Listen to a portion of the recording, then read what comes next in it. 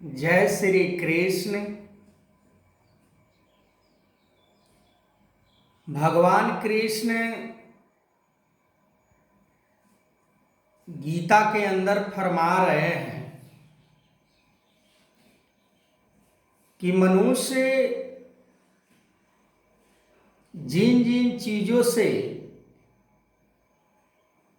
अपना रिश्ता जोड़ता है,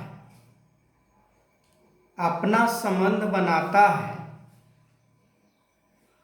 पर उसके साथ वो सदा नहीं रहता।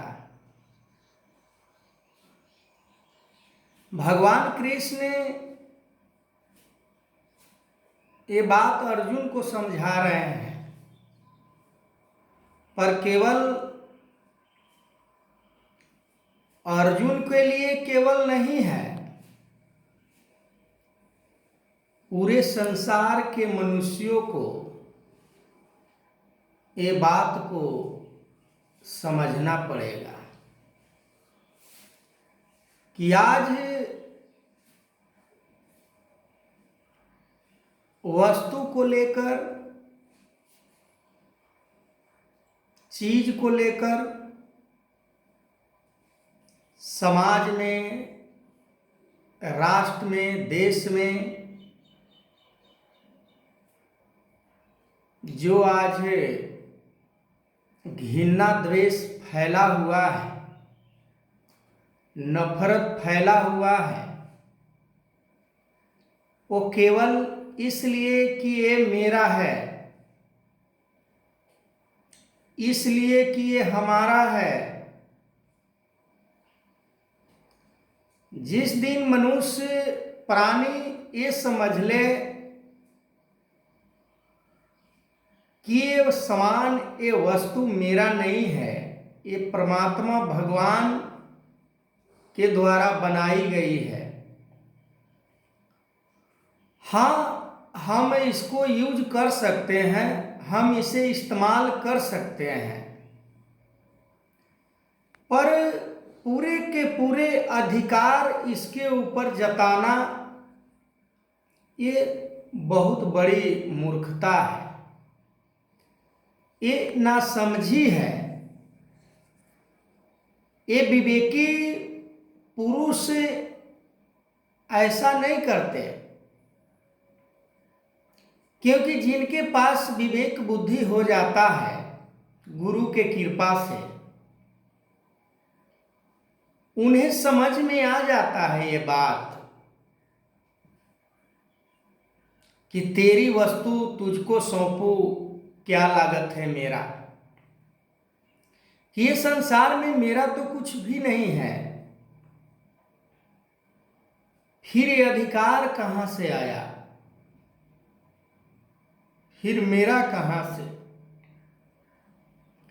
यदि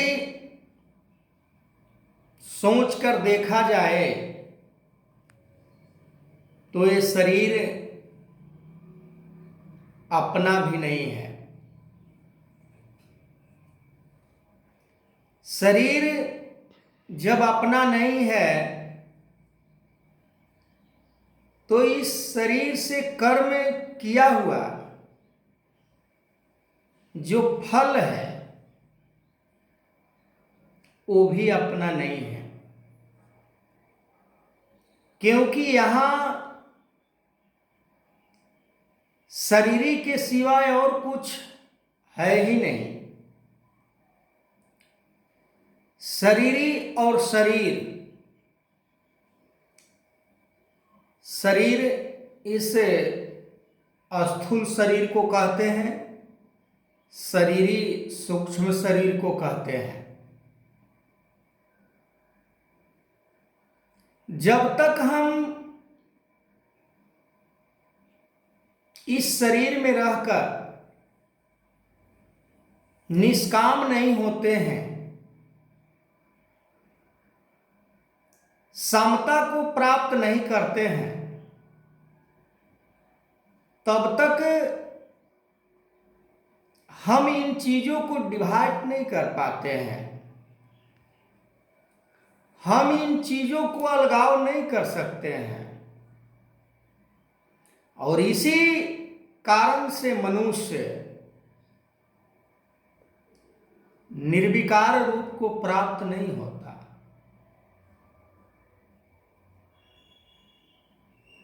वो परमात्मा को प्राप्त नहीं कर पाता है।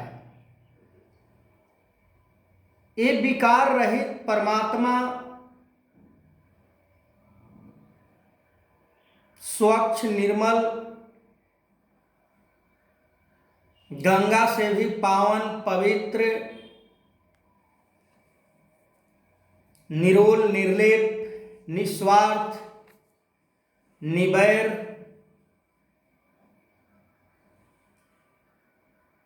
अपने जैसा ये बनाने का प्रयास करता है। भगवान कृष्ण अर्जुन को अपने जैसा बनाना चाह रहे हैं। भगवान कृष्ण यदि चाहते तो अर्जुन की कोई आवश्यकता नहीं थी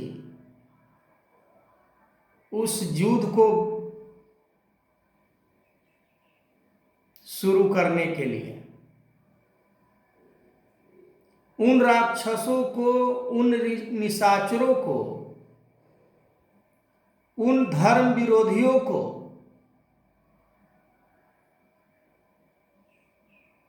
अर्जुन न भी होते तो भी उनकी मरना निश्चित था, उनका वध होना निश्चित था। पर भगवान कृष्ण अपने भक्तों को अपने ही जैसा बनाना चाहते हैं। अर्जुन को इस कर्म को करने में पीड़ा महसूस हो रहा है, पर भगवान कृष्ण परिवार के मुंह से भी बाहर निकालने का प्रयास बार बार किए कि यहां कोई अपना नहीं है, कोई तुम्हारा कुछ है ही नहीं।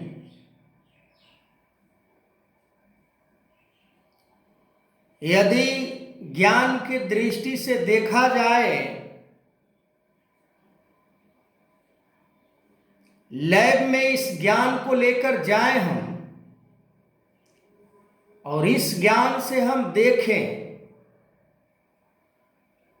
कि क्या मैं जिस शरीर से उचित कर्मों को करने से इनकार करते हैं, अनुचित कर्मों को करने के लिए बार बार हम जागरूक रहते हैं। जाएं हम सोचें, देखें, परख नली के द्वारा कि ज्ञान हमें क्या सजेशन देता है, ज्ञान हमें क्या, किस मोड़ पर लेकर जाना चाह रहा है। क्या भौतिक चीजों को प्राप्त करने के लिए हमें ज्ञान प्रेरित करता है? यदि भौतिक चीज हम कहें तो भौतिक चीजों का गिनती नहीं है। किन किन चीजों को हमें अपने मन से अलविदा कहना है, किन किन चीजों को हमें मन से निकालना है, ये बड़ा मुश्किल काम है। पर जो सज्जन पुरुष होते हैं, जो ज्ञानी पुरुष होते हैं, वो समझ लेते हैं कि ये पूरे जगत, पूरे सृष्टि नाशवान है। इन नाशवान चीजों से प्रीत लगाना यानी परमात्मा से रिश्ता को तोड़ना,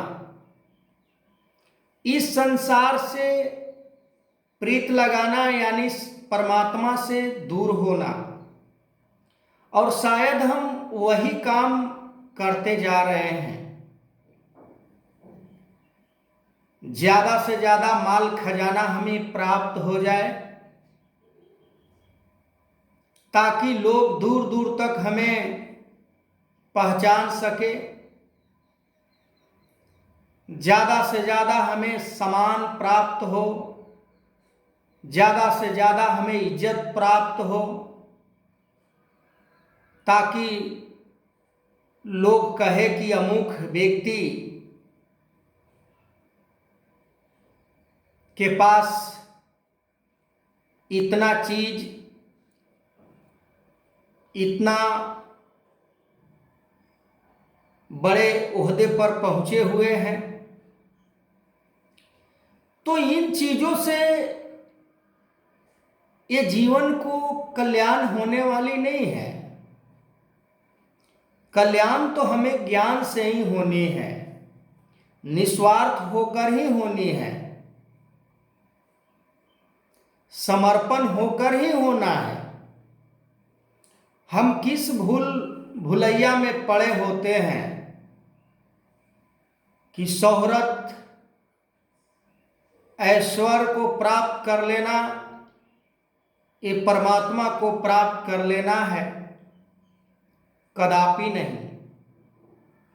भगवान कृष्ण अर्जुन को समर्पित होने की बात समझा रहे हैं कि अपने मन से सारे इच्छाओं को, अभिलाषाएं को, भय को, मोह को निकालकर मुझ अविनाशी के चरण में समर्पित हो जा, और जैसे जैसे मैं तुम्हें आदेश करता हूं वो काम को केवल करता जा। बस तेरा काम इस संसार में आना सफल हो जाएगा।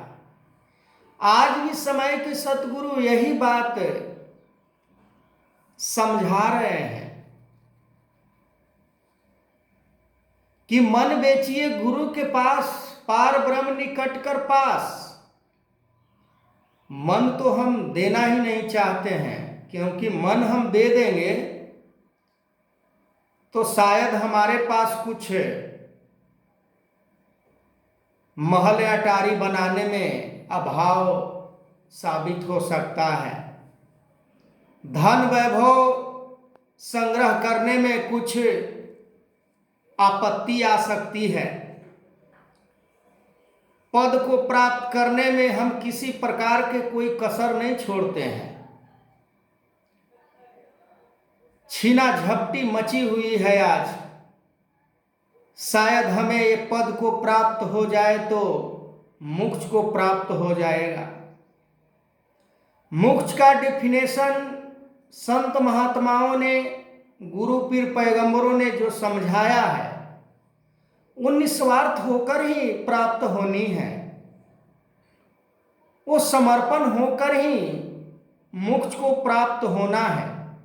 तो आगे मैं इस वीडियो को कंटिन्यू करूंगा, तब तक के लिए जय श्री कृष्ण।